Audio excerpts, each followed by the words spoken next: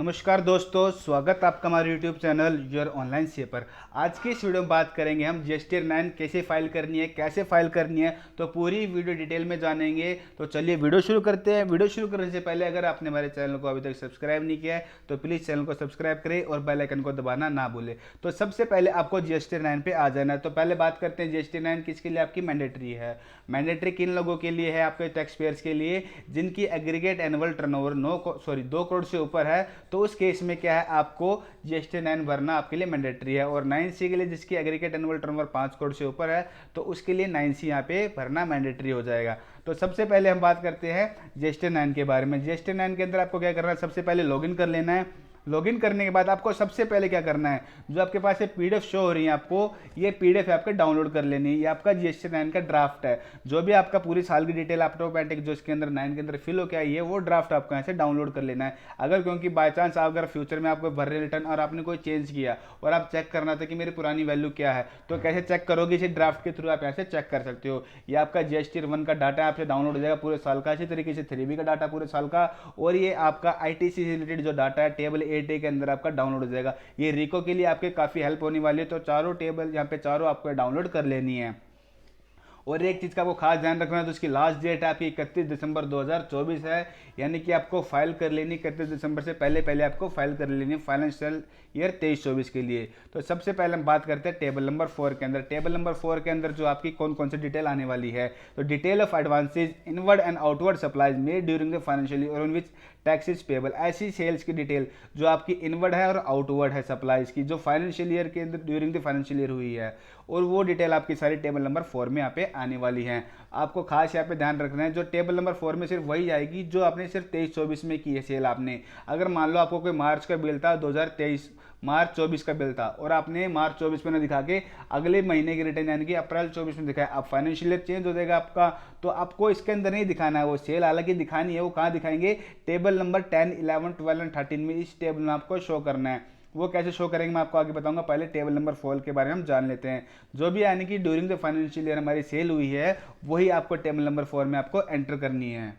तो सबसे पहले आपकी जो सेल आने वाली है B2C की, जो आपकी B2C की अनरजिस्टर्ड पर्सन को जो अपने सेल की है वो सारी सेल आपकी A में आ जाएगी। B2B जो अपने रजिस्टर्ड पर्सन को अपने सेल की है वो सारी सेल आपके B वाले में आ जाएगी। कितना टैक्सेबल है, जो भी आपने उस पर IGST आपने यहाँ पे लगाया है, CGST SGST, उसकी डिटेल यहाँ पे आ जाने वाली है। C के अंदर आपकी आएगी zero rated supply export on payment of tax except supply to SCZ, वो आपकी डिटेल C में आ जाएगी। D में आपकी आएगी supply to SCZ on payment of tax. D में आपकी वो सेल आ जाएगी CZ की। आपकी D में एक्सपोर्ट जो आपने किया है E वाले में आपका आ जाएगा। उसके बाद हम बात करते हैं F में कौन सी आएगी? Advances on which tax has been paid but invoice had not be issue, जिसमें आपने एडवांस पे जो आपने टैक्स तो पे कर दिया है लेकिन आपने इनवॉइस आपका इशू नहीं हुआ, तो F के अंदर यहाँ पे उसकी सेल आ जाएगी। G के अंदर बात करते हैं रिवर्स चार्ज की, जो आपकी जो G की सेल है वो G के अंदर आपके आ जाएगी। अब उसके अंदर G1 में जो आपकी online e commerce operator related sales है वो G1 आपकी यहाँ पे डिटेल आ जाने वाली है। तो इस तरीके से H के अंदर आपका सब टोटल आ जाएगा। A to G1 के अंदर जो आपने सेल करी है कितना टैक्सेबल है, कितना इस पे IGST है, CGST है, SGST, वो डिटेल यहाँ पे आ जाने वाली है। अब बात करते हैं आपकी क्रेडिट नोट्स के बारे में। अगर आपने क्रेडिट नोट इशू करे हैं B से लेकर E से रिलेटेड कोई भी आपने क्रेडिट नोट इशू करे यानी कि सेल को आपने कम किया है, तो सारी डिटेल आपकी इसके अंदर आनी है, I के अंदर आ जानी है।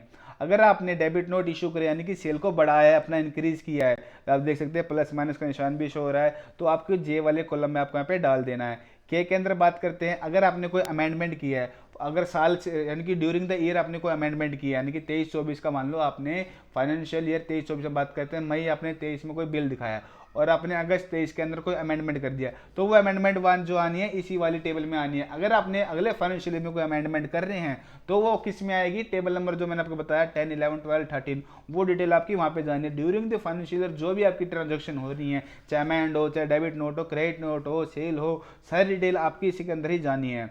तो के में आपने कौन सी सेल दिखानी है? अगर आपने कोई अमेंडमेंट के थ्रू यानी कि डिक्लेयर आपने हमें यहाँ पे सेल को इंक्रीज किया है तो आपका के में आ जाएगा। इसी तरीके अमेंडमेंट के थ्रू आपने सेल को यहाँ पे रिड्यूस किया, अपना कम किया है, तो के टेबल नंबर आपका एल में आ जाएगा। एम के अंदर आपका टोटल आ जाएगा, सब टोटल I to L का रिलेटेड जो है ये आपका सब टोटल हो जाएगा। नेट आपकी यहाँ पे आ जाएगी जो भी आपका नेट होगा प्लस माइनस करके जो भी आपका यहाँ पे नेट फिगर यहाँ पे आपकी आ जाने वाली है। काफ़ी लोग क्या करते हैं सेल को सिर्फ एक ही कॉलम में एक ही उसमें डाल देते हैं, लेकिन आपका ऐसा नहीं करना है, आपको अलग अलग बाइफरेट यहाँ पे करके दिखाना है कितना आपका जो है डेबिट नोट है, कितना आपका क्रेडिट नोट है, जो पूरी डिटेल आपको यहाँ पे समरी बाइफरेट यहाँ पे करके दिखानी है। तो टेबल नंबर 4 के बाद हम बात करें टेबल नंबर 5 के बारे में। तो सब कुछ डिटेल आपको फिल करने के बाद सिंपल आपको सेव पे यहाँ पे क्लिक कर देना है और उसके बाद बैक टू जीएसटी 9 डैशबोर्ड पे क्लिक कर देना है। टेबल नंबर 5 कहती है details of outward supply made during the financial year on which tax is not payable. ऐसी सप्लाई जो आपने फाइनेंशियल ईयर के ड्यूरिंग उसके अंदर की दौरान की थी और उस पर टैक्स पेबल नहीं था, यानी कि उस पर सिर्फ टैक्सेबल वैल्यू थी, वो सप्लाई सारी टेबल जो आपकी टेबल नंबर 5 में आने वाली है। टेबल नंबर 4 में कहता है जिसपे आपका टैक्स पे किया है उस पर आपकी टेबल नंबर 4 में थी और इस पर टैक्स पेबल नहीं है, वो टेबल नंबर 5 में आपकी सेल आने वाली है। तो टेबल नंबर 5 में सबसे पहले ए में आएगी zero rated supply export without payment of tax. ऐसी सेल जो जीरो रेटेड सप्लाई है एक्सपोर्ट की विदाउट पेमेंट ऑफ टैक्स, वो आपके यहाँ पे टैक्सेबल वैल्यू आ जाएगी ए के अंदर। बी में आएगी supply to SEZ without payment of tax, B में उसकी टैक्सेबल वैल्यू यहाँ पे आ जाएगी। सी के अंदर हम बात करते हैं supply on which tax is to be paid by the recipient on reverse charge basis. जो ऐसी आरसीएम से रिलेटेड सप्लाई जिन पर टैक्स यहाँ पे तो टैक्स जो रिसिपेंट ने यहाँ पे पे किया और रिवर्स चार्ज बेसिस पे वो आपके यहाँ पे सी में आ जाएगी। C1 में आपके आ जाएगी जो आपके यहाँ बात करते हो और ई कॉमर्स रिलेटेड है जो यहाँ पे वहाँ पे टैक्सेबल वैल्यू इसके अंदर आ जानी है। डी में आपकी जो एग्जाम्प्ट सेल है जो भी डी के अंदर एग्जाम्प्टेड सेल यहाँ पे शो हो जाएगी। ई के अंदर जो भी नील रेटेड सप्लाई है आपकी ई में आ जाएगी। एफ में आपकी आएगी non GST supply include no supply, वो आपकी जो एफ पे कॉलम में आ जाएगी। आपका सब टोटल आ जाएगा ए टू एफ से रिलेटेड जो आपका सब टोटल है यहाँ पे इसके अंदर सब टोटल है जी में आ जाने वाला है। उसके बाद करते हैं हम क्रेडिट नोट से आपका जो अमेंड किया है आपने बढ़ाया है घटाया है उसकी डिटेल सेम जैसे टेबल नंबर 4 में था इसी तरीके से यहाँ पे भी आपकी शो हो जाएगी। यानी कि अगर आपने क्रेडिट नोट इशू किए हैं कम करा है सेल को तो यहाँ पे आ जाएगा। डेबिट नोट यानी कि सेल को इंक्रीज करा है तो इसके अंदर आ जाना है प्लस के अंदर। अगर अमेंडमेंट के थ्रू आपने को इंक्रीज करा है सेल को तो यहाँ पे प्लस में, और अमेंडमेंट के थ्रू माइनस किया है तो यहाँ पे आ जाएगा। तो इस तरीके से एस से लेकर H2K तक आपका सब टोटल है और यहाँ पे टोटल आपकी आ जाने वाली एन के अंदर जो भी आपका टोटल है वहाँ पे आ जाने वाला है। ये तो था जो ड्यूरिंग द फाइनेंशियल ईयर हमने जो सेल करी। अब बात करते हैं अगर ऐसा भी होता है कि हमने फाइनेंशियल से रिलेटेड हमने काफ़ी सारी सेल में चेंजेस भी होते हैं, अमेंड भी होते हैं, कई बार बिल भूल जाते हैं तो आगे शो करते हैं। तो ये तो था हमने जान लिया भाई साल के अंदर जो हमने सेल की अमेंडमेंट की क्रेडिट नोट इशू किया वो डिटेल यहाँ पे आ गई। अब अगर हमने ऐसे कोई अमेंडमेंट की है अगले साल में शो करनी है, अगले साल में शो किया तो उसकी डिटेल कहाँ आनी है, उसकी डिटेल यहाँ पे आनी है टेबल नंबर 10, 11, 12 और 13। इसके अंदर कहाँ पे शो होगी तो सबसे पहले हम बात करते हैं टेबल नंबर 10 में यहाँ पे क्या दिखा है ना, supply tax declare through amendment plus debit notes और dead net off debit note. अगर ऐसी कोई सप्लाई या फिर कोई अमेंडमेंट या फिर डेबिट नोट्स आपने रेज किया यानी कि सेल को इंक्रीज किया आपने, यानी कि आप कोई बिल दिखाना भूल गए थे अगले साल में आपने बिल दिखाया है या फिर आपने डेबिट नोट दिया है रेट जो भी आपने किसी भी तरीके से यानी कि सेल को इंक्रीज किया है अगले साल के अंदर तो टेबल नंबर 10 में उसकी डिटेल यहाँ पे आने वाली है। और इसी तरीके से अगर आपने सप्लाई को या फिर क्रेडिट नोट इशू करें या फिर अमेंडमेंट के थ्रू सेल को डिक्रीज किया है माइनस में किया है तो उसकी डिटेल यहाँ पे आने वाली है 11 में। टैक्सेबल वैल्यू IGST कितना CGST है उस पर कितना SGST है। अब बात करते हैं टेबल नंबर 12 में कौन सी आने वाली है आपकी reversal of ITC avail during the previous financial year. अगर आपने ऐसा कोई ITC जो आपने जो रिवर्स किया है जो उसकी डिटेल कहाँ आने वाली है इसके अंदर आपकी टेबल नंबर यहाँ पे 12 में आ जाएगी। अगर ऐसा ITC जो आपने अवेल किया है प्रीवियस ईयर का फाइनेंशियल ईयर का तो यानी कि टेबल नंबर 13 में इसके यहाँ पे डिटेल आ जाने वाली है। यानी कि 23-24 का कोई आपका ITC रह गया था और आपने अगले साल यहाँ पे क्लेम कर रहे हैं तो ऐसा ITC टेबल नंबर 13 में आपका आ जाएगा। आप देख सकते हैं जो टोटल टर्नओवर आपकी कहाँ से ले रहे हैं 5N से ले रहे हो। टेबल नंबर पे आपको 5 में भी टैक्सेबल और जो भी आपकी जो नॉन जो भी है टैक्स जिस पे टैक्स नहीं लगा होता वो सेल यहाँ पे टोटल होके यहाँ पे 5N आप प्लस 10 जो आपने सेल इंक्रीज करा है माइनस जो सेल डिक्रीज करा है तो इस तरीके से टोटल टर्नओवर जो आपकी होगी टोटल टर्नओवर यहाँ से आपकी शो हो जाएगी कितना आपका यहाँ पे फिर उस पर CGST IGST है वो भी आपका शो हो जाएगा। उसके बाद हम बात करें टेबल नंबर 6 के बारे में। टेबल नंबर 6 है जो ITC की जो during the year financial year आपने ITC यहाँ पे क्लेम किया है। जैसे कि मैंने आपको बताया सिर्फ 23-24 से रिलेटेड ITC आपको डालना है। ITC अगले साल आपने रिवर्स किया है या फिर क्लेम किया है तो उसकी डिटेल आपकी टेबल नंबर आगे मैंने आपको बता दिया वो कहाँ जाएगी। अब बात करते हैं ड्यूरिंग द फाइनेंशियल ईयर आपने ITC क्लेम किया तो उसकी डिटेल कैसे आपको फिल करनी है। तो इस तरीके से जो आपको डाटा यहाँ पे दिख जाएगा टेबल 3 से आपका जो ITC सारा आ रहा है टेबल 4A से आपका डाटा जो आ रहा है आपका कितना आपने IGST क्लेम किया है IGST, CGST, IGST, इस तरीके से आपका यहाँ पे डाटा आ चुका है। आपको बाइफरेट यहाँ पे करके अपना डाटा डालना है। ITC जो आपका किससे रिलेटेड है, यानी कि पहला जो आपका इनवर्ट सप्लाई है आपका, ये कितना आपका इनवर्ट सप्लाई पे जो आपने other than import and inward supply, ये आप जो RCM से अलग है जो सारा, वो आपको यहाँ पे इनपुट का डाटा यहाँ पे डालना है। बी के अंदर कितना आपका इनपुट है, कितना कैपिटल गुड्स का है और कितना इनपुट सर्विस का, इस तरीके से आपको अलग अलग बाइफरेट यहाँ पे करके डालना है। जो मैंडेटरी है आपके यहाँ पे कैपिटल गुड्स का आपको अलग से बाइफरेट यहाँ पे करना है, कितने कैपिटल गुड्स पे जो आपने ITC क्लेम करा है, तो आपको उसका अलग तरीके से यहाँ पे अलग से आपके लिए मैंडेटरी है बाइफरेट करना। सी के अंदर आपको RCM पे रिलेटेड जो ITC है वो आपको सी के अंदर डालना है। कौन सा है, जो अनरजिस्टर्ड पर्सन से जो आपके यहाँ पे ITC यहाँ पे आपके डाल रहे हैं वो आपको सी में डालना है। रजिस्टर्ड पर्सन से वाला RCM जो आपको डी वाले में डालना है, कितना इनपुट है, कितना कैपिटल गुड्स है और कितना इनपुट सर्विस का। इस तरीके से आपने बी और सी डी के बारे में जान लिया है। ई के अंदर डालना है इंपोर्ट ऑफ गुड्स के अंदर इंक्लूडिंग सप्लाई फ्रॉम SEZ। ऐसा इंपोर्ट ऑफ गुड्स पे जो आपने IGST आप जो क्लेम किया है, कितना इनपुट का, कितना कैपिटल गुड्स का, वो इसके अंदर डिटेल आ जाएगी। एफ के अंदर आएगी इंपोर्ट ऑफ सर्विस में जो आप यहाँ पे इनपुट क्लेम कर रहे हैं उसकी डिटेल आ जाएगी। यहाँ पे बात करते हैं excluding inward supply from SEZ पे एक्सक्लूड करना है, जो सप्लाई है SEZ की सर्विस वाली वहाँ पे आपको एक्सक्लूड यहाँ पे कर देनी है। अब बात करते हैं input tax credit receive from ISD। ऐसा इनपुट जो ISD से आपको रिसीव हुआ है जो जी कॉलम में आपको डाल देना है। एच में आपका कहता है जो अमाउंट ऑफ ITC रिक्लेम, ऐसा ITC जो आपने जो रिक्लेम करा है वो आपको ITC आपको एच में यहाँ पे डाल देना है। इस तरीके से जो आपका जो है टोटल यहाँ पे आ जाएगा। उसके बाद आपका डिफरेंस आ जाएगा। जैसे डिफरेंस मैंने अभी कहीं फिलहाल मैंने कोई अमाउंट डाला नहीं है तो ये पूरा अमाउंट ही डिफरेंस में ले रहा है। जैसे आप बाइफरेट करके अमाउंट डाल देंगे तो आपका डिफरेंस से खत्म हो जाएगा। अगर आपका फिर भी कोई डिफरेंस रहता है तो आपको चेक करना है किस चीज़ आपको डिफरेंस यहाँ पे आ रहा है। उसके बाद सिंपल आपको सेव करना है, बैक टू GSTR 9 पे आपको आ जाना है। टेबल नंबर आपकी ITC रिलेटेड है, details of ITC reverse and enable ITC for the financial. ऐसे ITC जो आपने रिवर्स किया है उसकी डिटेल जो आपकी टेबल नंबर 7 में आपकी आ जानी है। रूल वाइज आपको सेक्शन वाइज अगर आपको डालना है तो इस तरीके से आप रूल एज पर रूल 37 में जो आपने रिवर्स किया है 39, 42, 43 जो भी है रूल के हिसाब से आपने ITC रिवर्स किया है उसकी डिटेल एज पर रूल यहाँ पे डाल सकते हैं। अगर आपको नेट करके डालना है तो परचेस रिटर्न करके भी आप यहाँ पे अदर्स में दिखा सकते हैं। अदर्स रिवर्सल डाल के आपने जितना IGST CGST AGST किया है उतना अदर्स रिवर्स करके आप यहाँ पे डाल के इसे ऐड कर सकते हैं। उसके बाद हम बात करते हैं टेबल नंबर 8 की। टेबल नंबर 8 बात करते हैं आपकी अदर ITC रिलेटेड इन्फॉर्मेशन। जो आपका जो यहाँ पे ITC आ रहा है ये कहाँ से आ रहा है, 2B से सारा डाटा आपका 2B से यहाँ पे उठा रहा है। कितना आपका 2B में आपका शो कर रहा है IGST CGST AGST वो डाटा आपका यहाँ पे उठ के आ जाएगा।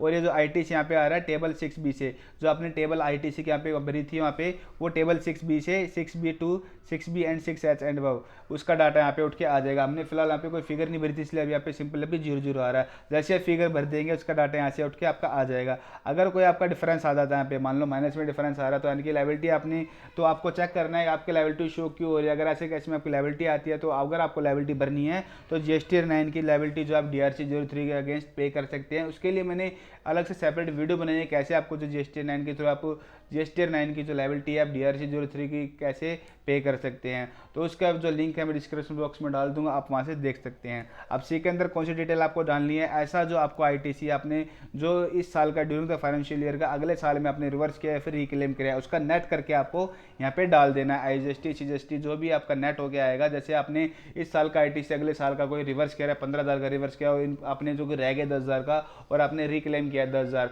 तो नेट आपको जो डिफरेंस है 5,000 का वो आपको जो फिगर है इस तरीके से फिगर आपको सिंपल ऐड करा देनी है। उसके बाद हम बात करते हैं आपका यहाँ पे आ जाएगा ITC available but not avail. ऐसा ITC जो आपका अवेलेबल था और आपने अवेल नहीं किया उसका ए में आपके यहाँ पे आ जाना है। एफ में आपका ऐसा आएगा ITC available but non eligible. ITC available था तो अब लेकिन आपके लिए इनएलिजिबल था, तो ऐसी डिटेल जो आपके यहाँ पे एफ में आ जाएगी। तो इस तरीके से जो टेबल है आपकी टेबल 8 कंप्लीट हो जाएगी। टेबल नंबर 9 बात करें tax detail of tax paid as declare return file during the financial year. जो आपने जब जो टैक्स पेबल आएगा अगर 23-24 में जो आपका टैक्स पेबल यानी जो सेल दिखा रहा है उसका टैक्सेबल जो टैक्स पेबल है यहाँ पे आना है, आपका एडिट कर सकते हो। आपको एक्यूरेट डालना जो आपका 23-24 क्योंकि अब कई बताया वहाँ R1 में हमने पुराने साल की सेल दिखाई होती वो भी उठ के आई थी, लेकिन आपको सिर्फ 23-24 के वहाँ पे मैंने बताया टेबल नंबर 4 में दिखानी है। तो जो आप टेबल दिखा रहे हैं उसमें क्या नाम है जो आपका इस साल का टैक्स पेबल है वही आपका टैक्स अमाउंट यहाँ पे आना चाहिए। काफ़ी लोग ये टेबल को मतलब सिंपल उसमें लाइट वे में ले लेते हैं, इनको ऐसी इट रहने देते हैं, लेकिन जो आपको एग्जैक्ट वैल्यू आपके टैक्स पेबल आएगा जो आप 23-24 रिलेटेड फाइनेंशियल वो सारा डाटा इसके अंदर आपका आने वाला है। ये आपका एडिटेबल है, इसे आप एडिट भी कर सकते हैं। और ये आपका जो आपने कितना ITC थ्रू पे किया कितना कैश के थ्रू पे किया उसकी डिटेल यहाँ पे आ जाती है। तो इस तरीके से जो टेबल नंबर 9 आपका पे फिल कर देनी है। टेबल नंबर 10, 11, 12, 13 हम पहले बात कर चुके हैं। अब 14 के अंदर बात करते हैं। 14 में क्या कहता है, differential tax paid on account of declaration table number 10, 11। अगर आपने कोई डिफरेंस अमाउंट टैक्स पे करना है आपका निकल रहा है तो टेबल नंबर यहाँ पे इसके अंदर 14 में आप दिखा सकते हैं। इस तरीके से आपका डिमांड और रिफंड से रिलेटेड आपकी कोई यहाँ पे डिटेल है तो टेबल नंबर 15 में दिखा देते हैं। टेबल नंबर आपके 15 आपकी जो है ऑप्शनल है। ऑप्शनल कैसे चेक करेंगे, आपको सिंपल टेबल के अंदर क्लिक करना है। क्लिक करने के बाद आपको सिंपल क्या है, आपको हेल्प पे क्लिक कर देना। जैसे आप हेल्प पे क्लिक करेंगे इस तरीके से आप नीचे चेक कर सकते हैं ये table, this table is optional, the table is optional, यानी कि ये जो टेबल आपके लिए ऑप्शनल। इस तरीके से आप जो टेबल मैंडेटरी है उसमें आपका कुछ शो नहीं होगा, लेकिन जो आपका ऑप्शनल है वहाँ पे आपका शो हो जाएगा टेबल ऑप्शनल है। तो अगर ये ऑप्शनल है तो इसे हम यहाँ पे भरना पहले ज़रूरी नहीं है। उसके बाद हम बात करते हैं टेबल नंबर 16 में ऐसी सप्लाई आनी है जो आपने receive from composition tax payer से, अपने ऐसे डीलर से जो कंपोजिशन डीलर में है, कंपोजिशन स्कीम में है, उसकी डिटेल है जो आपकी टेबल नंबर यहाँ पे 16 में आ जाएगी। टेबल नंबर 17 में आपकी आनी है एचएसएन वाइज सेल, यानी कि जो आउटवर्ड आप सप्लाई कर रहे हैं, एचएसएन वाइज आप सेल कर रहे हैं कोई, तो उसकी डिटेल यहाँ पे टेबल नंबर 17 में आनी है। आपको नेट करके दिखाना है एचएसएन वाइज, यहाँ पे आपको दिखाना है। और एक चीज़ का और खास ध्यान रखें, काफ़ी लोग जो एचएसएन वाइज में यहाँ पे मिस्टेक में एरर आता है, वो डिटेल कैसे आपको अगर टैली से अगर आपको निकालनी है, कैसे आपको टैली से एग्जैक्ट फिगर आपकी निकल के आएगी, तो उसके लिए मैंने एक अलग से वीडियो बनाई हुई है। उस वीडियो का लिंक भी मैं डिस्क्रिप्शन बॉक्स में डाल दूँ, आप वहाँ से भी देख सकते हैं। साथ ही इसी तरीके से टेबल नंबर आपके लिए 18 जो है मैंडेटरी नहीं है, ऑप्शनल है। यूनिवर्स सप्लाई की डिटेल आपने डालनी है, जो भी आपने परचेज किया है कि एचएसएन वाइज कितनी वो डिटेल है वो आपको यहाँ पे डालनी है टेबल नंबर 18 में। टेबल नंबर 18 जो आपके लिए ऑप्शनल है। टेबल नंबर 17 आपके लिए मैंडेटरी है, आप जीएसटीआर 1 में भी आप फिल करते हैं। इसी तरीके से आपको यहाँ पे डिटेल पूरा एचएसएन वाइज आपको पूरे साल की डिटेल यहाँ पे डाल देना है। अब बात करते हैं यहाँ पे आपको इस तरीके से सिंपल आपको कंप्यूटर लायबिलिटी पे क्लिक कर देना है। उसके बाद आपको प्रीव्यू डाउनलोड कर लेना है यहाँ पे पीडीएफ में या फिर एक्सेल में आप डाउनलोड कर सकते हैं। सिंपल उसके बाद प्रोसेटिव फाइल पे क्लिक करना है। उसके बाद आपको वेरिफिकेशन पे क्लिक करने के बाद आप ओटीपी से यहाँ पे या फिर डीसी के थ्रू जो अपनी जीएसटी 9 फाइल कर सकते हैं। और साथ ही में किसी को 9C की फाइल करनी है, कैसे फाइल की जाती है, उसके लिए मैंने सेपरेट वीडियो बनाई हुई है डिटेल के लिए, उसका भी लिंक मैं डिस्क्रिप्शन बॉक्स में डाल दूंगा, आप वहाँ से देख सकते हैं। तो फ्रेंड्स आज की वीडियो में बस इतना ही। इस वीडियो से रिलेटेड आपको कोई भी क्वेश्चन है तो हमें कमेंट डाउन कर सकते हैं। और ये वीडियो आपको अच्छी लगी हो तो प्लीज़ वीडियो को लाइक करें, चैनल को सब्सक्राइब करें। Thank you.